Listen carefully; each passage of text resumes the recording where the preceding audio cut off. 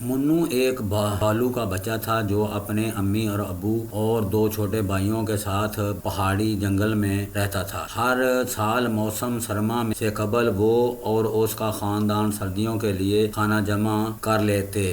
بڑا بھائی ہونے کے ناطے وہ اکثر اپنے امی اور ابو کے ساتھ شکار پر بھی جایا کرتا تھا، لیکن اس سال غیر متوقع طور پر شکار کی شدید قلت تھی۔ نہ تو ان کو بہتے دریا میں مچھلیاں مل رہی تھیں اور نہ ہی خرگوش وغیرہ، اور درختوں پر شہد بھی نظر نہیں آ رہا تھا۔ اس صورتحال سے منو کے والدین کی طرح تمام ہی بھالو پریشان تھے۔ اگرچہ وہ سردیوں کا زیادہ تر حصہ سو کر گزارتے تھے، تاہم کھانا تو ضروری تھا، مگر وہ ابھی کھانا جمع نہ کرتے تو پوری سردیاں کیسے گزارا کرتے۔ اپنے والدین کی پریشانی دیکھ کر منو بھی بہت فکر مند تھا۔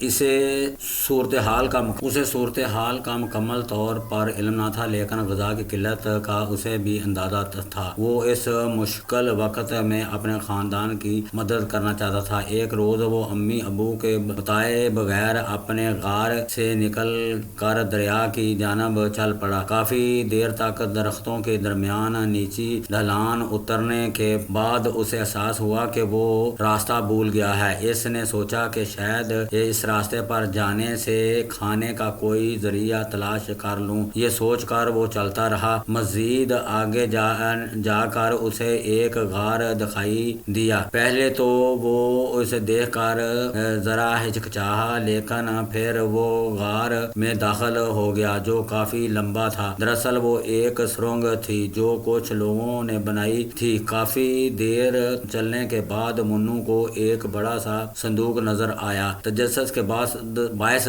اس نے صندوق کو کھولا تو اس کے اندر انواع و اقسام کی مچھلیاں تھیں، جن میں اس کی من پسند مچھلی بھی تھی۔ وہ بہت خوش ہوا۔ اس نے ادھر ادھر دیکھا تو اسے مزید صندوق نظر آئے۔ اس نے باری باری سب کو کھول کر دیکھا، جن میں مارخور، خرگوش اور ہرن تھے۔ یہ سب دیکھ کر منو کی خوشی کی کوئی انتہا نہ رہی۔ ادھر منو کے امی ابو اور بھائی بہت پریشان تھے۔ اندھیرا چھانے کو تھا، لیکن منو کا اب تک کچھ پتہ نہ تھا۔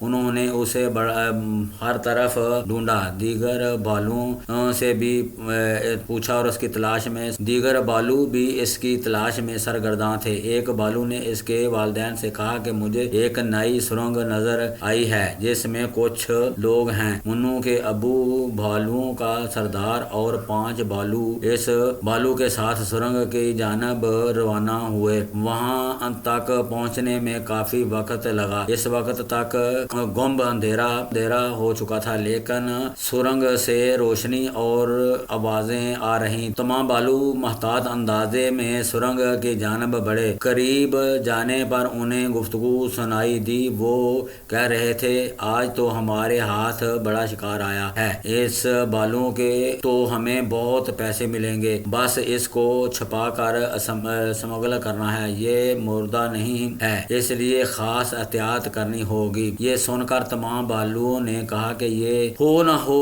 منو انہی کے قبضے میں ہے۔ انہوں نے فوری اندر جا کر ان پر حملہ کر دیا۔ وہ تقریباً 10-15 لوگ تھے، لیکن بھالوؤں کو دیکھ کر وہ حواس باختہ ہو گئے۔